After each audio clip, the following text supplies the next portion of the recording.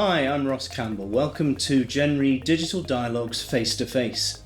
In this series, we talk to innovators and thought leaders who are helping us to shape the insurance of the future. And today, I'm joined by Professor Ulrik Wisløff. He's the inventor of Personal Activity Intelligence, or PAI. It's an algorithm and a program that helps prolong life and prevent disease.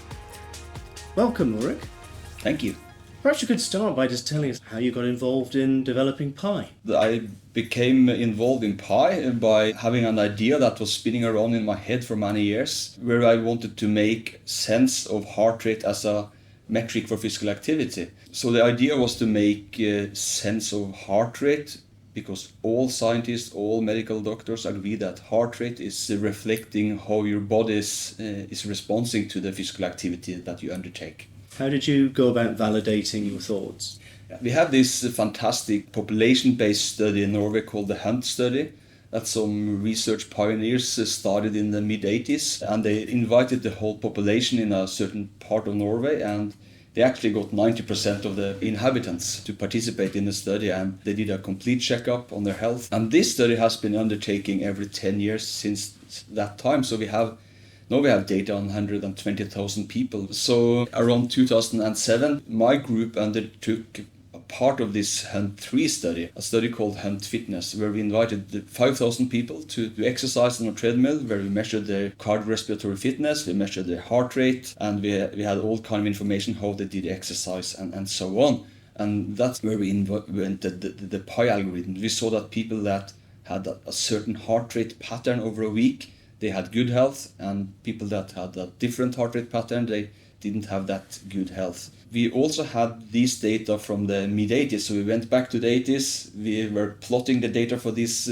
people taking part in the 80s, and then we looked, okay, how did it go with them in the future, and we were able to validate the PAI algorithm. So those that had 100 PAI, they were actually safe, and those that had less than 100 PAI, they had the much higher risk of dying early. So it's a very important number, and it has been shown to be the single best predictor of future health. Because of the design of the HUNT studies, we were able to check, did they live longer?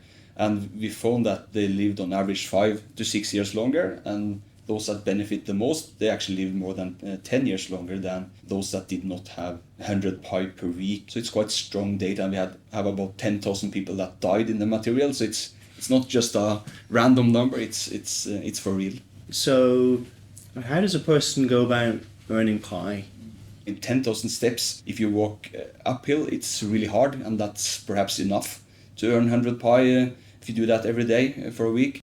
Or if you walk on a flat surface, it's certainly not enough. And also people are tired of getting the failure message that you didn't reach your goal of 10,000 steps today. And I lived in Australia for a year, and they were cycling and swimming a lot, and they didn't get any steps at all, but still they were fit. So how does the PAI algorithm become personalized? So it's an algorithm that is based upon a heart rate pattern over a week, but it's highly dependent upon resting heart rate and maximal heart rate and the response to the exercise in between those limits. It's important to say that we found that if you follow today's advice for physical activity given by health authorities worldwide and you did not reach 100 PAI, you were not on the safe side. Also opposite, if you did not fulfill today's advice for physical activity but had 100 PAI or above, you were on the safe side. So I think it's a much more precise measure than today's advice. It's easier to understand for people. And also we know that the number one reason not to undertake physical activity is lack of time. And the research clearly shows that you don't need to exercise every day. You need a certain amount per week to protect your own health. And that means that you can put PAI points in the bank. And so you can plan your week according to your busy lifestyle or family life. And what if I'm the sort of person who finds the activities I am able to do are not going to create 100 PAI? Our experience is that most people can reach 100 PAI. That said, we didn't see much health benefit of people getting less than 50 PAI, but it was a huge benefit from getting 51 to 99 PAI. So if you reach above 50 PAI, and I'm 100% sure that every person on the planet can do that every week, then it's good for their health. We didn't see any additional benefit of getting 200 PAI compared to 100 PAI when it came to longevity. But of course we saw that the more PAI you have, the higher the cardiorespiratory fitness goes. So of course you get other health benefits, but in terms of longevity, it was no benefit of having more than 100 PAI.